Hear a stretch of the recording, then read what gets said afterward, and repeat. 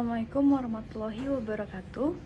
Di sini saya akan mempresentasikan tentang Baharudin Yusuf Habibie atau yang sering kita kenal adalah B.J. Habibie. B.J. Habibie itu adalah Presiden ketiga Republik Indonesia.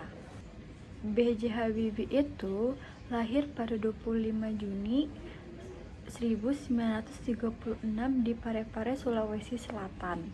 Ia menunjukkan ketertarikan besar pada ilmu pengetahuan dan teknologi sejak usia muda.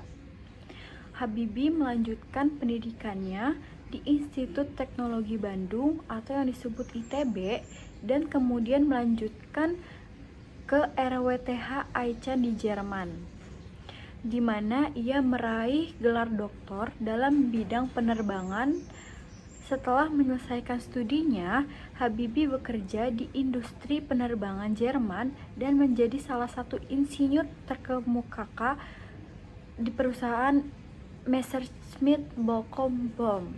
Di sejarah kepemimpinannya itu, saya mengambil 3 sejarahnya, yaitu dia itu menjadi Menteri Riset dan Teknologi pada tahun 1978 sampai 1998. Habibie diangkat menjadi Menteri Riset dan Teknologi oleh Presiden Soeharto pada tahun 1978, dan dalam peran ini ia mendorong perkembangan teknologi di Indonesia, termasuk pendirian PT Dirgantara Indonesia.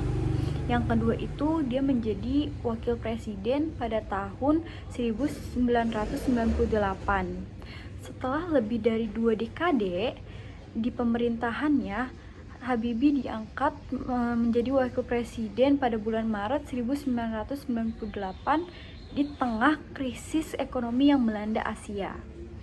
Yang ketiga itu dia itu menjadi presiden pada tahun 1998 sampai 1999. Setelah pengunduran diri Soeharto pada 21 Mei 1998, Habibie dilantik menjadi Presiden Republik Indonesia ketiga. Dan masa kepemimpinannya yang singkat berlangsung hingga 20 Oktober 1999. Di sini ada hal-hal besar selama B.J. Habibie memimpin, yaitu di penanganan krisis ekonomi. Habibie mengambil langkah demi langkah tegas untuk menangani krisis ekonomi Asia yang melanda di Indonesia, termasuk menstabilkan mata uang rupiah dan memperbaiki sistem perbankan. Terus yang kedua itu ada reformasi ekonomi, yaitu mengimplementasikan kebijakan ekonomi yang lebih terbuka dan transparan, termasuk privatisasi beberapa perusahaan milik negara. Yang kedua itu ada reformasi politik, itu kebebasan pers, menghapuskan pembatasan terhadap media. Jadi pada masa Orde Baru, media di Indonesia dikendalikan ketat oleh pemerintah, dan banyak jurnalis yang bekerja di bawah ancaman sensor dan penindasan. Habibie menghapus banyak peraturan yang membatasi kebebasan pers. Dia mencabut surat izin usaha penerbitan pers atau yang disebut SIUPP, yang sebelumnya menjadi alat kontrol pemerintah terhadap penerbitan. Yang kedua itu ada memperkenalkan kebebasan pers yang lebih luas. Jadi dengan kebijakan baru ini, pers di Indonesia mulai menikmati kebebasan yang lebih besar untuk melaporkan berita tanpa takut akan represi dari pemerintah. Media massa mulai memainkan peran yang lebih kritis dalam memeriksa kebijakan pemerintah dan mengungkap kasus-kasus korupsi dan penyalahgunaan kekuasaan. Dan media juga mulai memberikan ruang lebih luas untuk opini publik dan diskusi yang terbuka mengenai isu-isu politik, sosial, dan ekonomi. Ini merupakan langkah-langkah besar untuk menuju transparansi dan akuntabilitas pemerintah. Yang kedua itu ada pemilu demokratis, yaitu mengadakan pemilu demokratis pertama setelah era Orde Baru. Sebagai bagian dari agenda reformasi, politiknya, Habibie mempercepat pelaksanaan pemilu yang lebih demokratis.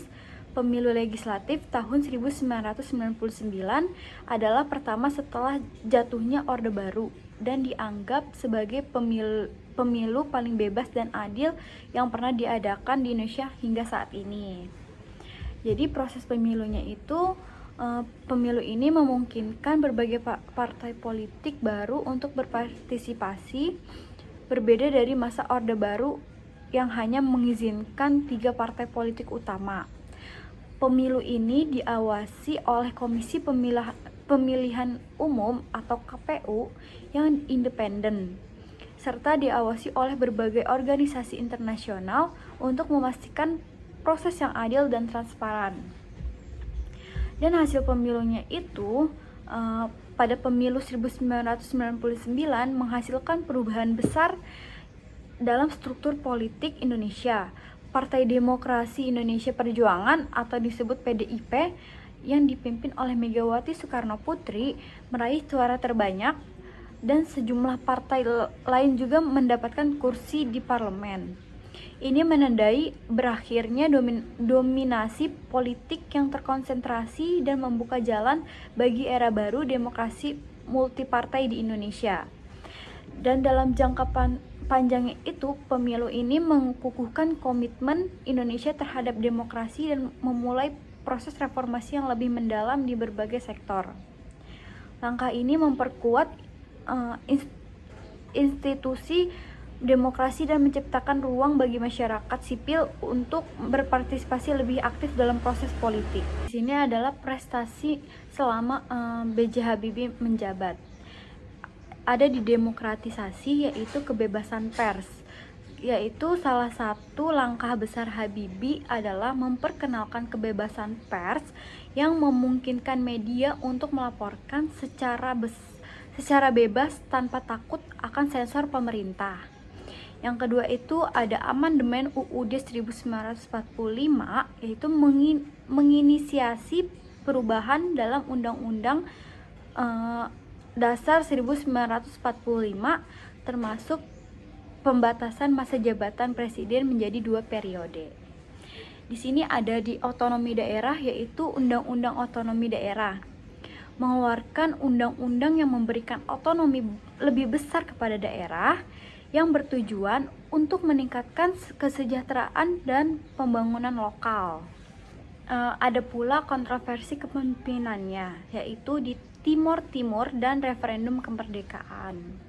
Pada tahun 1999, Presiden B.J. Habibie mengambil keputusan berani dengan menyetujui diadakannya referendum kemerdekaan Timor Timur, yang pada saat itu merupakan provinsi di Indonesia.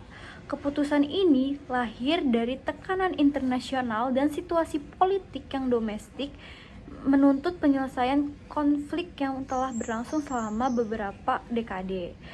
Pada 30 Agustus 1999, referendum tersebut diselenggarakan oleh Perserikatan Bangsa-Bangsa atau PBB, dan hasilnya menunjukkan bahwa mayoritas penduduk Timor Timur memilih untuk merdeka dari Indonesia.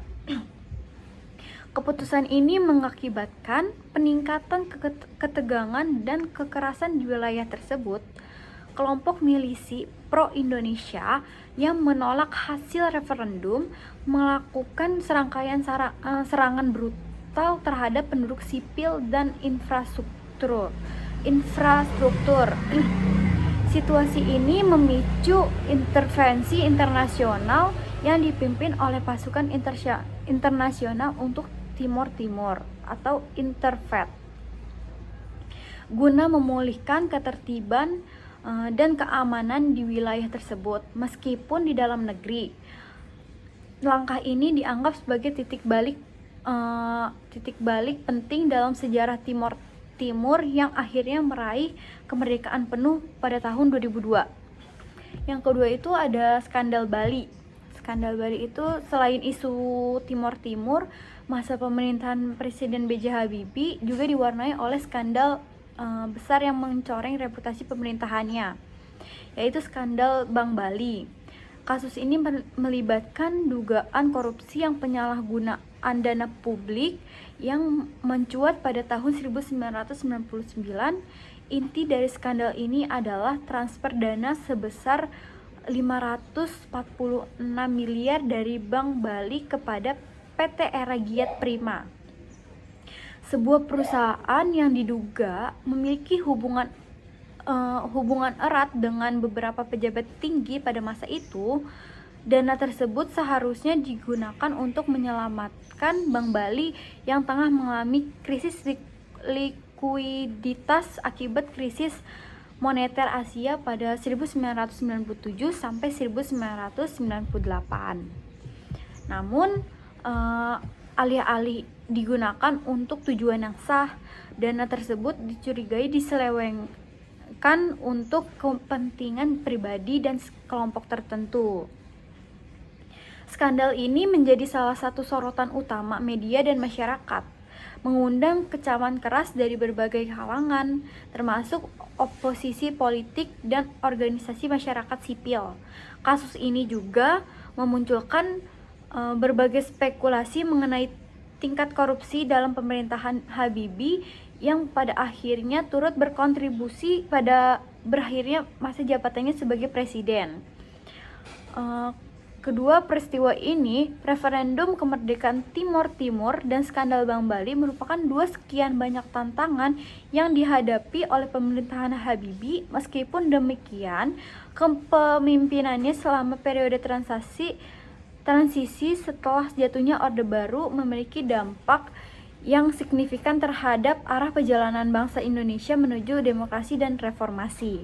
Di gaya kepemimpinan B.J. Habibie, Baharudin Yusuf Habibie yang dikenal luas sebagai B.J. Habibie memiliki latar belakang yang kuat dalam bidang teknologi dan rekayasa. Sebelum menjadi presiden Indonesia, Habibie adalah seorang insinyur penerbangan yang telah mengukir prestasi gemilang di dunia industri dirgantara. Pengalaman dan pendidikan teknis yang mendalam ini mempengaruhi gaya kepemimpinannya secara signifikan ketika ia memegang jabatan tertinggi di negara ini, yaitu ada pendekatan teknokratis. Sebagai seorang insinyur, Habibie sering menggunakan pendekatan teknokratis dalam pengambilan keputusan. Gaya kepemimpinannya sangat didasarkan pada pengguna data, analisis ilmiah, dan solusi berbasis ilmu pengetahuan. Ia percaya bahwa masalah kompleks yang dihadapi negara bisa diselesaikan dengan pendekatan yang sistematis dan rasional. Salah satu contohnya adalah ketika Habibie memimpin Badan Pengkajian dan Penerapan Teknologi atau BPPT. Ia berfokus pada pengembangan teknologi nasional dan peningkatan kapasitas riset serta inovasi di Indonesia. Dalam masa jabatannya sebagai presiden, pendekatan teknokratis ini juga diterapkan pada berbagai kebijakan ekonomi dan reformasi institusi. Habibie memprioritaskan restrukturisasi ekonomi yang berbasis pada analisis mendalam terhadap kondisi pasar dan potensi industri dalam negeri. Ia berusaha membangun fondasi ekonomi yang kuat dan berkelanjutan melalui kebijakan didukung oleh data dan penelitian yang akurat. Di slide terakhir itu ada teladan kepemimpinannya. Habibie menginspirasi banyak generasi muda Indonesia untuk mengejar pendidikan tinggi dan berinovasi dalam bidang teknologi dan ilmu pengetahuan. Selalu menunjukkan komitmen kuat pada prinsip-prinsip demokrasi, transparansi, dan reformasi. Meskipun menghadapi tantangan besar, dan Habibie menunjukkan dedikasi tinggi untuk memperbaiki kondisi negara di tengah krisis, memperlihatkan teladan kepemimpinan yang berdedikasi tinggi terhadap kesejahteraan bangsa. Nah, segitu saja presentasi dari saya tentang Baharudin Yusuf Habibie, presiden ketiga kita. Bila ada salah kata atau ucapan, mohon dimaafkan. Sekian dari saya. Wassalamualaikum warahmatullahi wabarakatuh.